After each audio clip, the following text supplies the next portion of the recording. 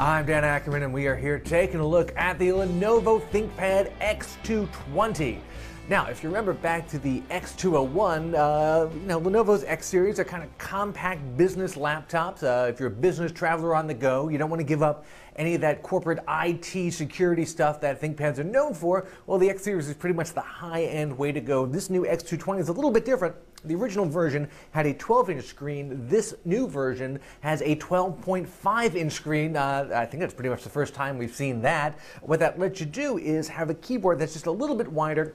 Feels a little bit more like a full-size laptop keyboard. Definitely does not feel cramped at all, considering this is an under 13-inch laptop. This is also one of the first wave of systems with Intel's new second generation of Core i series CPUs. This one has a Core i5, and that means it's pretty blazingly fast, and Lenovo's really good power management software combined with how efficient those new Core i series CPUs are means that you're going to get really good battery life out of this. If you use it smartly conserved, you can probably get through an entire day. You can definitely get between 4 and 6 hours pretty easily.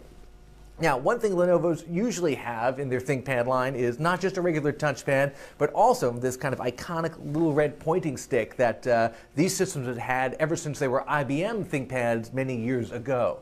On a small 12-inch system like this, it starts to feel a little bit cramped because you have the pointing stick, you have the touchpad. The touchpad has to have its own buttons, then you have to have a whole another row of buttons that go with the pointing stick.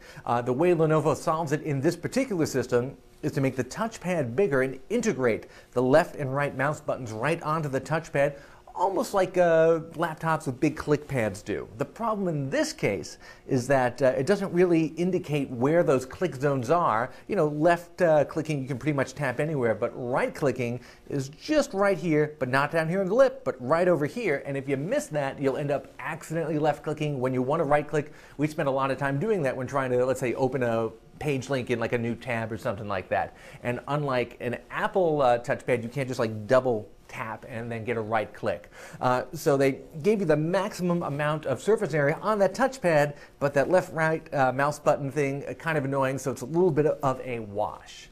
Of course, if you're getting a ThinkPad, chances are your IT department is buying it for you, but that means you're a business user with special needs, and all that security software and management software, that's all actually pretty easy to find. They put a little blue button right here that says ThinkVantage, and if you hit that, that brings up a software suite that has easy access to all those different apps. So you can manage the power management settings, the security settings, you can download updates, and of course your IT guys can manage your system remotely. That's what you want out of a business system.